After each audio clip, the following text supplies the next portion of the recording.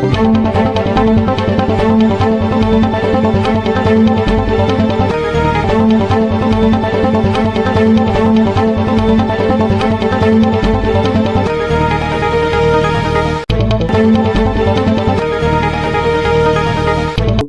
football stories come alive and every match is discussed with insight and passion. The FIFA World Cup round of 16 of their seats. Now all eyes turn to one of the tournament's biggest heavyweights clashes as Spain take on Portugal in a battle that promises world-class football, tactical brilliance, and unforgettable moments. I'm Eva Sunday, and joining me here in the studio is Delight Amedu, and also all the way from Lagos we have Bodunde and Oluwatobi, and of course from Port Harcourt to have Caleb. And this is your P&B World Cup show.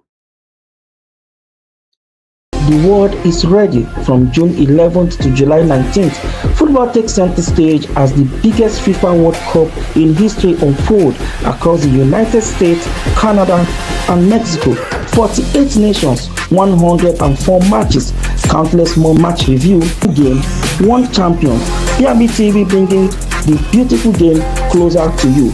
For sponsorship, contact Eva Sunday on 081 499 15988. It's P&B World Cup show reaching live from the nation's capital, and I've been joined here in the studio by Delight Josiah Amedu. Delight, it's good having you again in the studio. It's good to be back on studios. Sometimes nature can help you to be away for some time. Of course, with your busy schedule, you know we just have to drag you. I know, but it's good to be back, and it's good to talk football and also inform people what is going on. It's getting closer to the end of the movie that actually was started, and let's see how we'll end it. Well, I will end it with some people weeping, some people are already weeping back home, and let's see who will be smiling at the end of the day. It's good football, and it's exciting, and it's making big money. Actually, yeah, I know that is your focus.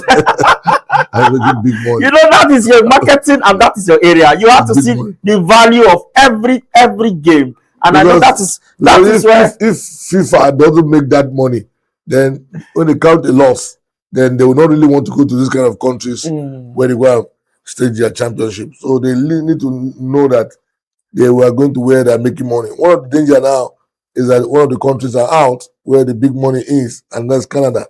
Unfortunately, they are not giving Canada, even Mexico.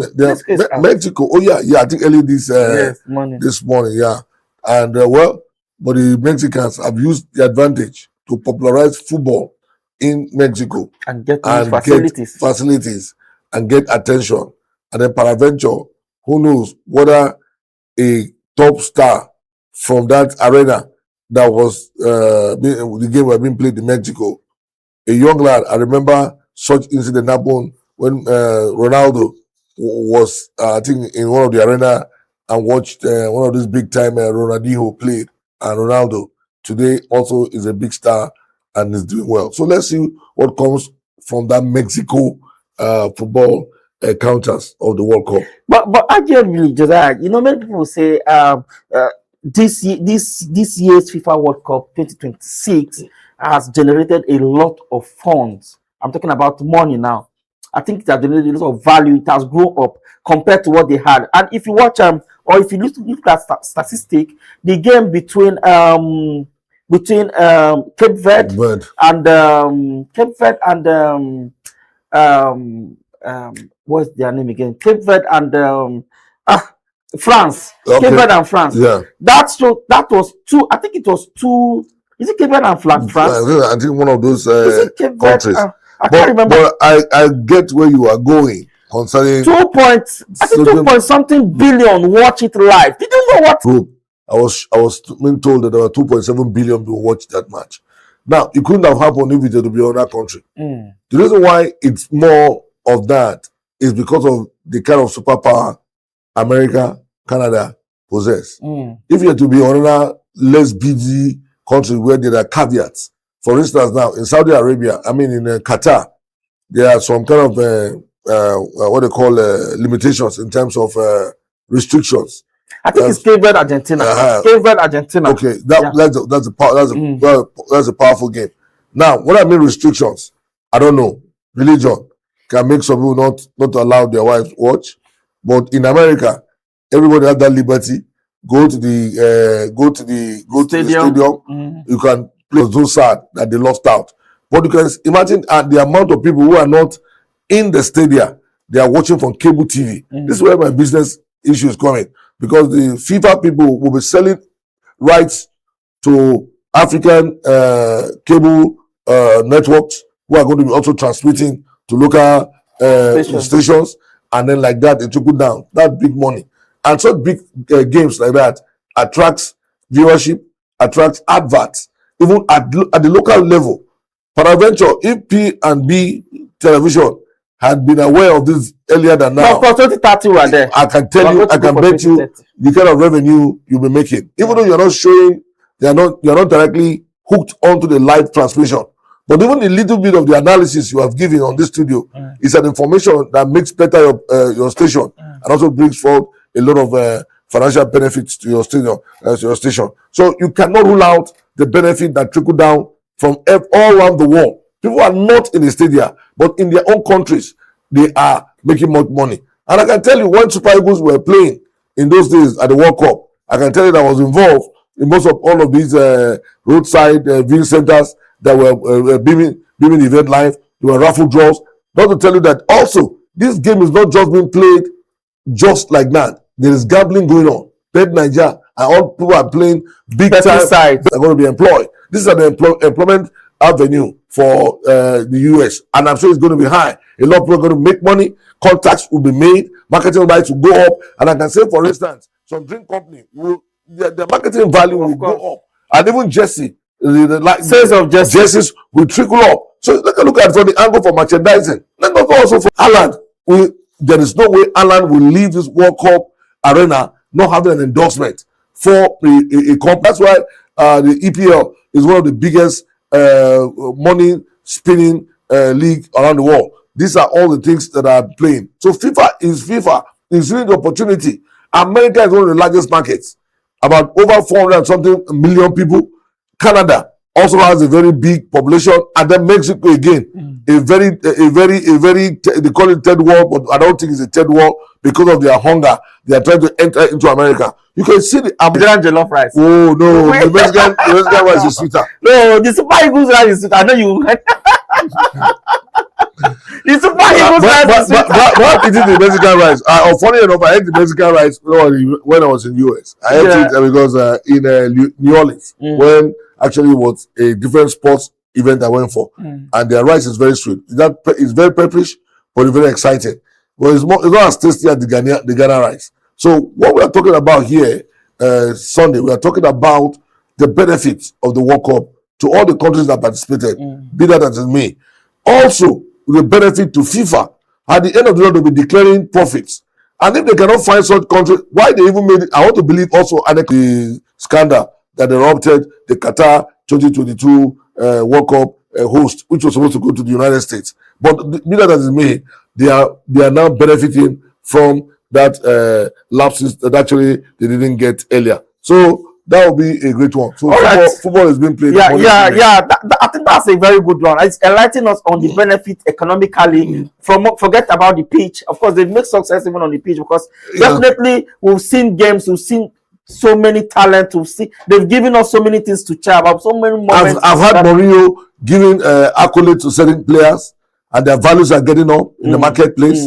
Even right now, people are trying to sign up players, and they're trying to sign up players from the World Cup, and they will value your performance. They will value your impact at the game. For me, Alan, if I were to be Alan right now, if I'm going back to Man City, I'll be asking for an upgrade. But I think I think I heard a rumor that he want to leave. You know, Pep is out, so I think I'm hearing a rumor that he want to leave. Probably he will join either Barcelona or Real Madrid. We don't even know how physical or reaction to the likes of Mourinho. But I think if Haaland can perform the way he does against Brazil yesterday or early this morning, then I think Haaland can also play against any system. Because if you look at the Norwegian side, I don't think, if you look at their squad and the Brazilian squad, I think you will know that the Brazilians have depth in their squad. They have quality players. So Angelotti just messed up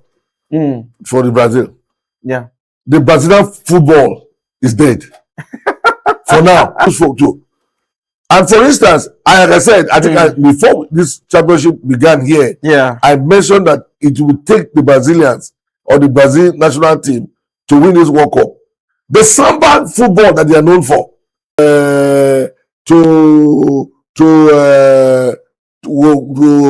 Ronaldo, to Ronaldinho. If you see their attack to Kaká, to all of them, they attack, they dribble to score. They're not dribbling to come back. But all this is that we're playing European football. No, I even said in one of my analysis to somebody that I would prefer if the Brazilians would come with their local football team. That's what they used to use to beat a lot of things when they come to World Championship. Nobody is known in the Brazilian national team apart from one person, and as a result, your non-dignities will be written to undermine them. Now, the second thing the Brazilians do not have right now is a libero. What I mean libero, for every World Cup they come, there is somebody that coordinates their game. But now they are lacking, like the likes of the doctor, the Brazilian doctor. What is that his name again? If I remember, I'll let you know. He was the one coordinating the back of the Brazilian national team. But now they're not there. Those kind of people are not there. So the player is injured. The man is off on game, and he cannot give his complete 100%. Okay, let's get into the conversation now. Proper. I think they saw that, and they found out there's a loophole that Brazil cannot really cope. I'm looking at how much possession they were able to hold against the Brazilians second half. I know it was up to 69% of possession. And that is unlike the Brazilians. Brazilians, they detect the pace, they hold the ball, they decide what to happen in the game. But this time they were just busy playing defense. So, that's why I'm telling you that something is actually wrong with the Brazilian football. Ancelotti's style, for me, is not the Brazilian style. I don't know why they went to bring Ancelotti. But I think they needed a coach that had charisma. You need a Brazilian coach, a local Brazilian coach that knows what the Brazilian football chemistry is all about. Are you getting me? Now, what happened yesterday is a very sad one already. But if you look at it from a ratio of 1 to 0. The Norwegians have an opportunity to win, because the Norwegians have met the Brazilians twice in a friendly, and they are beating the Brazilians. The Brazilians, this is their 5th meeting, and they've never lost to the Brazilians.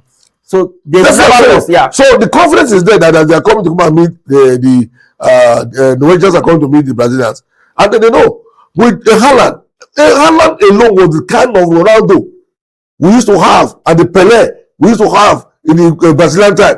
One that is their cause for business. If you watch most of the Brazilian national team, it is only one person that will be doing the damage. Go and check this thing. One person will score nearly all their goals. There's maybe just a trickle of some Ronaldo, Ronaldinho, Zico. They are football. They used to be one of the greatest advantage. When I mean flank football, when they take the ball to the flank, they now cross the ball. They now use their head to score. But now there's no flank football. Just like the Super Eagles, who used to use the flank for crossing and then they score. Then they've eliminated that system. You're not trying to say they can find an incursion into their 80-yard box. 80-yard box, yes, because right now everybody is playing serious defense. Even some teams now are adapted 5 defense and less of the midfield when they're attacking. So it's going to be difficult to penetrate. And the Norwegians that have this other midfielder, there's and 2 other midfielders that Odegaard. Yes, and you can see how smart Odegaard was very effective. You can see how and he looks very fragile. But unfortunately, his fragility is one of the most competent opportunity that he used to to just swing around opponents and then pass good passes. Their passes were good. They make sure they give Alan the kind of passes that he need. And Alan himself was not a pushover. He contested every opportunity for balls to score, and then they got that. When I had it was 2-0 before I joined, before the game was over, I said, "Kai, these Brazilians, they need to go home." They actually need to go. But talking about Erling Haaland, is there any defender in this world capable of stopping this guy? Because I think with the mood that this guy is now, the Norwegian have scored, like you rightly said, the goals. The Norwegian have scored 12 goals. Only Haaland 7 among those 12. So who's contributing? You understand? So he contributes more. So 7 among those 12. And looking at the way he's going, do you think any defender will be capable of stopping this guy? Well, the issue is not stopping Haaland. The issue is containing him. Now, stoppability depends on what kind of strategy that the teams are putting up. The Brazilian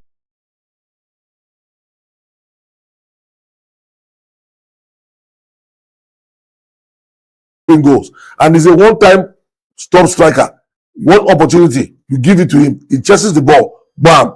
He is not looking for a half-chance opportunity, he will take it. So you don't play with such a person. You play him close marking football. You don't give him breath. Anywhere he's going, you just have to be there. And you don't need to go and give him a very short man to come and say you're attacking him. He's big. Because he's big. You look for a robust guy. But if you give me a robust guy that is very floppy, he will run him up. He's very lanky. He's bulky and he's very straight. So you have to look for someone that has that same height, so that his legs does not deceive you. And if he gets the ball, he gets the net. So it's not stoppable. There are defenders that can stop him. But what kind of system are you putting on the pitch of play against Haaland to contain him? Now, if you say you want to do a two-man defensive marking, then you can contain him. But what if you do that? The Odegaards and the rest of them who are in that distance will do the damage. Sure. So that's one thing. And for want of trying to say anything more, this is Haaland's season and his best season, and he's taking advantage of his fitness to do damage. So anybody that wants to go and mark him that is not fit will get himself injured.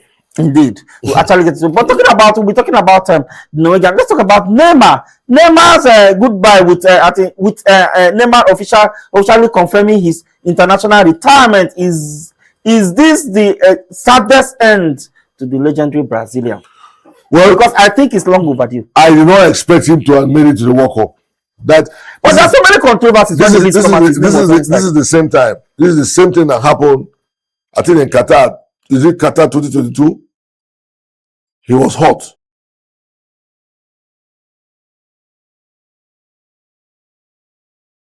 They are known for. Any act of deviating from that identity. It's just like you now. Well, let me not go into something different. When you lose your identity, you become inferior. True. You are not proud of what you are anymore. But we hold on to that your identity. The Brazilians are known for their samba football. Very difficult to deflect. You cannot even understand when they are playing that football. But all of a sudden, they are playing very, very loquacious football that has no meaning. They cannot even get full football into the 18. The Brazilians are not even known for the World Cup for even trying to penetrate into 18s. What they do, number one, the Brazilians are good at shot. They take their shot, boom. Number two, the Brazilians are good at sports kick. They create sports kick opportunity and then they hit. That's why you see the likes of Zico. When he comes to take a free kick, you know that free kick is a goal. And you know those are strategies of how the Brazilians score. They score through kicks. They score through penalties. They will fake penalties in the box. But number one, Ronaldo, the very bulky Ronaldo. If you just enter the box and you just touch it, you will assimilate. And that's all. So there was kinds of ways the Brazilians used to get their strategy to win games. Apart from, and they are very good at shots. At the 18-yard ball, pam, pam. That's why you don't see. What do you think makes Pele one of the greatest football player? It's not. It's his dribble run and his shots. But this is a lacking from the Brazilians. So they are losing their identity. They have appeared They have won. They are the highest winning World Cup. Yes, so far, yeah, country. 5, yeah. 5 in their kitty. But they have also appeared for the past 28 years plus now. This is the 23rd for all the editions. Yes. All the edition of the World Cup they've appeared. This is 23rd edition. They've appeared in all. In all. Yeah. And now, since they won the last, this is about 20 something years now. And the last one was 2002. So that's like 24 years. 24 years now. So like my team Arsenal, I just won the EPL. Arsenal was 22, but at least Arsenal was 22. But they were able to get 24. Yes. To tell you that something wrong. Yeah. They need to go back to their drawing board. They need to come back with good players. This is their first ever. I'm talking about Norwegians. Yes. This is their first ever quarterfinals in the World Cup. Would you see this team? Did you look convinced? This team is good. Do you think they can go all the way? This team, many people have taken them on. They underrated them. I have not underrated them. I told you. Yes, you said. I have not underrated them because I see the kind of football, and they have every material from all the list of the names that appeared in the Norwegian team. They're all deadly players. They all play in one top football team in Europe or the other, and then the coach himself has a very good system that is using. He's not scared. They go, they take on their attackers. Was it not? I hope we were in that place that they were complaining about heat. And I said this heat might just turn to be their blessing and their adaptability. But I see the Norwegians, honestly, if you want to say goodbye, it might be in the semi-final round. Actually, in the semi-final round. And it's time for us to go on a short break. When we come back, we'll be talking about the England versus Mexico game, and of course, the light is here to do justice to everything that is on our table here. I'm going to be right back. Countdown is over.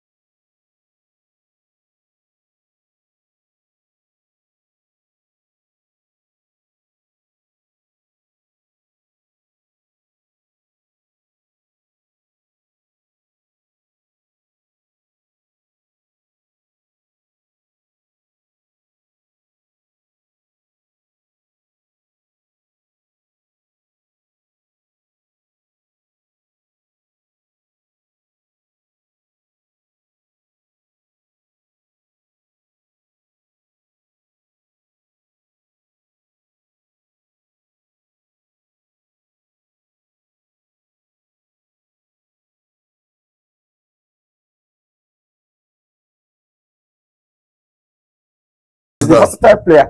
And that's what he did after that red card. Because why did he have to do why did he do that? Because he knew that he had to defend that 3 goals.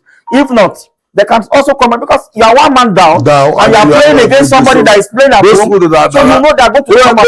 They came out like sons of beasts. Yeah, they're going to come out and he was able to manage that, and that shows the quality of a manager. And if you recall, you know, when the 3 Lions have been struggling to win, the last time, I think it's 1960 something, that was the last time they won the World Cup, and they've been struggling with their home manager. I think, should I say home coach, home base coach, I like call it, or English coach. I think that's the right word to use. English, that's what they'll be using. Yeah. But this is the first time. If you yes, they have his successor. I think somebody that he succeeded was Harry Potter or something. Harry Potter. Yes, yeah, Harry Potter. So that was the person that he took over from. But looking at Tuchel coming all the way, not an English manager, but seeing like what he's doing right now, do you think that's the best decision the FA have made so far? I'll tell you that the English FA have done one of the best things in their life, not to hire their own on the bench, which is one of the very promising midfielder. See, it is not everybody that you bring to your camp that can make it to your World Cup Championship strategy. Now you bring them for the fact that maybe your team chemistry or plan is not working. It's not everybody that fits into your strategy. Paraventure, he does not fit into his strategy. So why did they invite him? Well, they invite players like that. Some players have sat on the bench.